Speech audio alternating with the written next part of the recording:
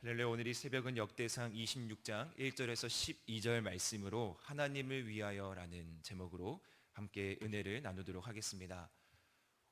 오늘 본문 말씀인 1절에서 12절 말씀 읽었던 본문에는 성전 문지기의 명단이 나오게 됩니다. 역대기 안에서 드러나고 있는 문지기의 네 번째 목록이 오늘 등장합니다. 본문에서는 특별히 세 가문이 등장하고 있습니다.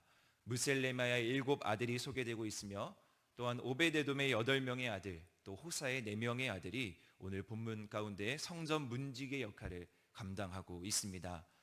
특별히 오늘 이 새벽 이 가문 중에서 주목해 살펴볼 가문이 있습니다. 그 가문은 바로 오베데돔의 가문입니다. 다른 가문에 비해서 이 오베데돔의 가문을 주님께서 조금 더 특별하게 소개하고 있는 듯해 보입니다. 본문에서는 오베데돔의 8명의 아들이 소개되고 있습니다. 8명의 아들들은 당시에도 많은 자손이었고 그것을 하나님의 축복이었다라고 소개하고 있습니다. 5절 말씀 가운데 살펴보면 하나님이 오베데돔에게 복을 주셨음이라라고 기록하고 있습니다. 오베데돔은 어떤 인물이었습니까? 웃사 사건으로 언약궤 운반이 중단되었던 그 상황 가운데 석 달 동안 안치했던 가드 사람 오베데돔이 분명해 보입니다. 가드는 대표적인 블레셋 지역으로서 우리가 가드 사람 하면은 골리앗을 떠올릴 수가 있습니다. 그런 블레셋 가드 지역의 출신인 오베데돔에게 하나님이 축복해 주셨던 것은 바로 언약궤 때문이었습니다. 하나님의 임재가 그 가정 가운데 머물렀고 오베데돔의 가문은 하나님이 함께해 주셨고 그 모습이 여실없이 오늘 본문의 결과로 나타나고 있는 것입니다. 역대상 13장 14절 말씀에 보면 이렇게 기록하고 있습니다. 하나님의 궤가 오베데돔의 집에서 그의 가족과 함께 석 달이 있으니라. 여호와께서 오베데돔의 짐과 그의 모든 소유에 복을 내리셨더라 라고 기록합니다. 여호와의 복을 받아 오베데돔은 많은 아들을 낳았고 이 아들들은 오늘 본문에 와서 성전 문지기의 역할을 맡게 되는 영광을 얻게 되는 것입니다. 본래 오베데돔은 가드 사람이기 때문에 레위인은 아니지만 언약궤를 석 달 동안 안치한 대가로 문지기의 일을 맡기게 되고 또한 레위인에 소속시킨 것입니다. 언약궤를 보관해 둔 데에 대한 보답으로서 다윗이 오베데돔의 가문에게 문지기의 임무를 맡기게 된 것입니다. 성도 여러분, 하나님이 머무시는 그곳에 축복이 있음을 오베데돔의 가문을 통해서 우리는 살펴볼 수가 있습니다. 언약궤가 가는 곳곳마다 복이 내려졌습니다. 다윗의 가문이, 다윗의 왕조가 가장 큰 축복을 받은 이유는 바로 언약궤를 가지고 이스라엘을 온 일을 가장 먼저 했기 때문입니다. 그러한 언약궤를 예루살렘으로 옮기는 데 있어서 이동 경로 가운데 한 중요한 장소가 바로 오벳에돔이었고 하나님께서는 그 오벳에돔의 가문을 기억하시고 자손 대대로 축복해 주신 것입니다. 하나님은 어떠한 분이신가? 바로 하나님께서는 신실한 분이십니다. 그분의 뜻과 그분의 일에 합당한 것에 대해서 결단코 그냥 지나치지 아니하시고 복을 내려주시고 약속을 성취해 주시는 분이 바로 하나님이시고 오늘 본문 말씀을 통해서도 우리는 그 하나님의 모습을 깨달을 수가 있습니다. 하나님께서는 우리에게 주시는 하나님의 약속 또한 하나님의 신실하심, 특별히 우리 가정과 우리 자손들에게 축복을 주시는 그 하나님을 오늘도 말씀 가운데 소망하며 나아가는 귀한 하루 되기를 소망합니다. 본문 말씀 가운데에서 오베데돔의 8명의 아들들이 소개되고 있습니다. 그런데 그 8명의 아들들이 소개되고 있는 수식어, 용어들이 심상치가 않습니다. 큰 용사로 또한 능력 있는 자로 또 직무를 잘 행하는 자로 오베데돔의 8명의 아들들이 줄줄이 소개되고 있습니다.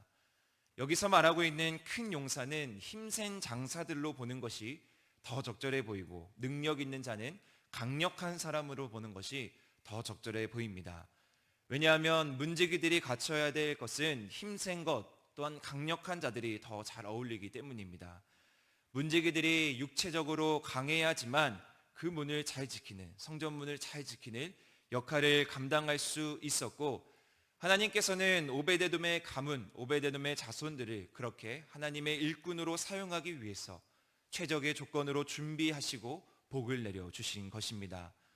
오늘 본문 1절에서 12절 말씀에 세 가문 무셀레마, 오베데돔, 호사 가문 중에서 오베데돔의 가문이 가장 우대받고 있음을, 하나님의 축복으로 인해서 하나님의 임재, 하나님의 함께하심으로 인해서 가장 큰 복을 받고 있음을 우리는 살펴볼 수 있습니다.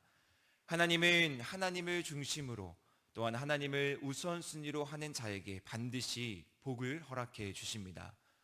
우리가 행하는 작은 사소한 일일지라도 그것이 하나님의 영광을 위해서 애쓰고 힘쓰는 것이라면 하나님께서는 반드시 그에 합당한 보상을 내려주시는 분이십니다. 가드 사람이었던 오베데돔은 하나님의 역사 속에서 성경에서 기록했던 모든 곳곳에서 언약궤를 보관했다는 이유로 그들은 축복받은 인물, 축복받은 자손, 능력 있는 인물, 자랑스러운 가문으로 소개되고 있습니다.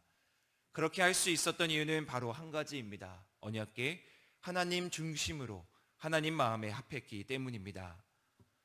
또한 오늘 본문에서 문지기로 소개되고 있는 이 본문 가운데 우리는 한 가지 중요한 교훈을 깨달을 수가 있습니다. 앞서 살펴보았던 23장 또한 24장 말씀에 보면은 레위 사람들의 여러 부서와 직책을 소개하고 있는 부분을 확인할 수 있습니다. 그들의 제사장들의 역할 또한 찬양대를 구성하고 있는 모습이 앞선 23장, 24장에서 그려집니다. 어떠한 중요한 역할들을 계속해서 소개하고 있는 데에 비해서 사실 이 성전 문지기의 역할은 비중이 조금은 덜해 보일 수는 있습니다. 성전을 지키는 것, 성전문을 지키는 것 아무나 할 수 있는 것은 아닌가라고 생각할 수 있고 실질적인 업무를 보는 것에 비해서 덜 중요하다고 여겨질 수가 있습니다. 그런데 우리가 깨달아야 할 중요한 한 가지 사실은 우리가 하나님의 백성으로서 예배하는 공동체로서 하나님을 섬기는 한 자녀로서 모든 일은 하나님 보시기에 모두 가치가 있고 중요하다라는 사실입니다. 어제 우리는 한우리 공동체로서 하나님 앞에서 초대교회 공동체의 모습을 꿈꾸며 한 백성으로 하나님께 예배를 드렸습니다. 우리는 예배를 위해서 각자의 자리에서 맡겨진 사역을 감당하셨습니다. 누군가는 찬양으로, 주차위원으로, 식당 봉사로, 헌금 수전으로 이 모양 저 모양 하나님께서 맡겨주신 사명의 자리를 지키셨습니다. 이 모든 예배를 위한 하나님의 공동체를 위한 이 모든 일들은 하나님의 보시기에 동일한 가치가 있다라는 것은 우리는 반드시 기억해야 합니다.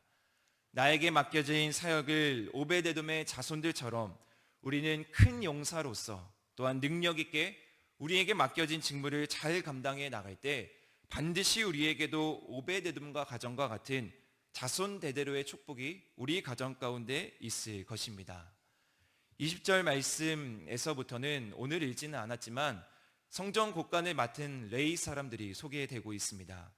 성전 곡간이 성전문 가까이 있었기 때문에 이 역할 또한 문지기들과 관련이 있습니다. 전쟁 전리품들을 포함해서 성물들 또한 성전 기구들을 관리하는 자들이 바로 성전 곡간을 맡은 레위인들입니다. 성전 곡간을 관리하는 것 또한 누군가는 중요하게 여기지 않고 하찮게 여길 수 있습니다. 그러나 성전 곡간이 마비되거나 성전 곡간이 문제라도 생기면 성전 안에 있는 모든 사람들이 원활하게 돌아가는 데 있어서 큰 타격을 주는 것이 바로 성전 곡간입니다. 오늘 말씀 가운데에서 어느 하나 중요하지 않은 곳이 없음을 우리는 깨달을 수 있습니다.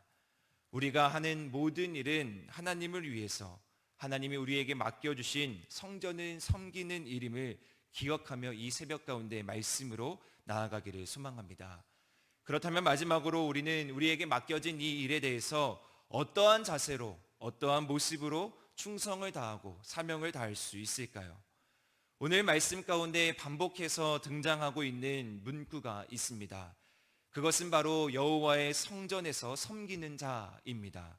12절 말씀에서 또한 30절에서 32절에서도 나타나고 있습니다. 무엇보다 우리가 기억해야 할 가장 중요한 사실은 바로 이러한 모든 일들이 사람의 일, 우리의 욕심, 우리의 의를 드러내기 위한 일이 아니라 바로 여호와의 모든 일이라는 것을 우리는 기억해야 합니다.